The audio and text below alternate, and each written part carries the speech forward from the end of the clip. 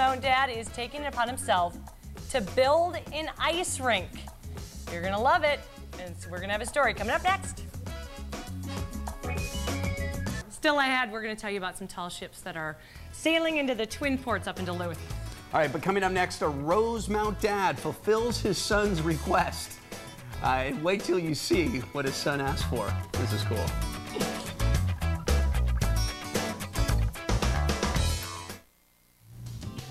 All right, a Rosemount dad is taking upon himself to build a community ice rink. And you may ask, okay, that's kind of cool, motivated by your own interests. What? No, he was motivated because his son said, Dad, I want an ice rink. And that's what he's getting. I'd have asked for a pony. Yes. I really would have. A pony and a barn. I want a pony and a barn. 1968 Carmen Gia is maybe something I would have asked for, but that might be coming. That may be coming. All right, Trent Eigner is here from Rosemount. Nice to have you here. Your son just kind of is obviously an ice hockey athlete, and he wanted an ice rink, and he thought you may be able to help him out. What's going on here? You know, it really came about, some people that we know went through a project like this in the South Metro, and me being in the residential remodeling business, I guess in Buzz's mind, my son, if I could remodel a bathroom, I could build anything. And so he just kind of said, why don't you just build an ice rink? Well, it kind of stems too because ice time in the South Metro is really, really hard to come by. Do you think this is going to alleviate that a little bit? You know, that's kind of the hope that in the south suburbs, especially the surrounding communities to Rosemount where we're building the facility, is that it'll allow some of the younger kids to travel less to South St. Paul, Lakota, right. You know, and keep some of the parents closer so that the early taste they get for hockey is a good one rather than Saturday and Sunday morning on the road. And you were a hockey player as well, correct? So you understood his, obviously, like many dads, his passion for their son's ability to play. Where did you play?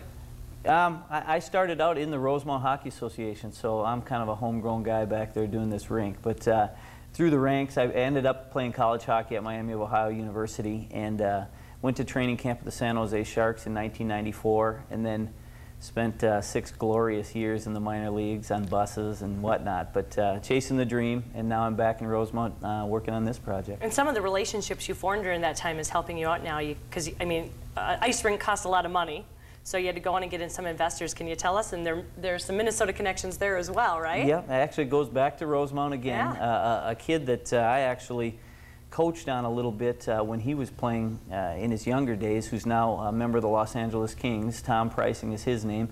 He's involved in the project, and then a college roommate of mine who was a much better player than me, fortunately, played 12 years in the National Hockey League, Brian Savage, is also an investor in the project. So now, where are you building this? I mean, you're not just, you know, buying a piece of land. You got an existing structure.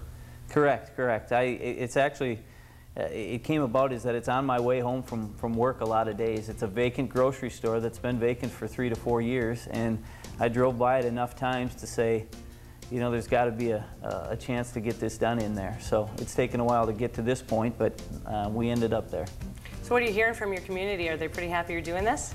Yeah, I've had several meetings with the mayor and a lot of people in the Hockey Association that are obviously very excited about the project, and the hope is that it'll be a nice little community venture for you know, another good spot for kids to hang out. And like you said, local kids will be able to get there, get some ice time, because this is really going to be geared toward the younger kids, right? And maybe some of the older leagues for maybe married men, a little bit older. Is that right?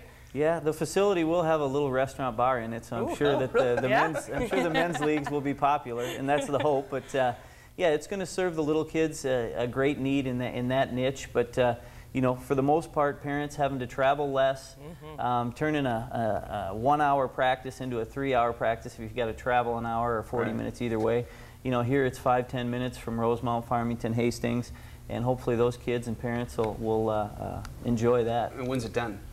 Right now we're scheduled to open October 3rd, and hopefully, you know, by the 15th we'll get the kids on the ice. Is your son helping you? He's there. He's there? Yeah, he's kind of a job soup. What's funny, good foreman, right? He just let us know that he's all of a sudden into bowling. And he's working on your next summer's project. He wants an alley now.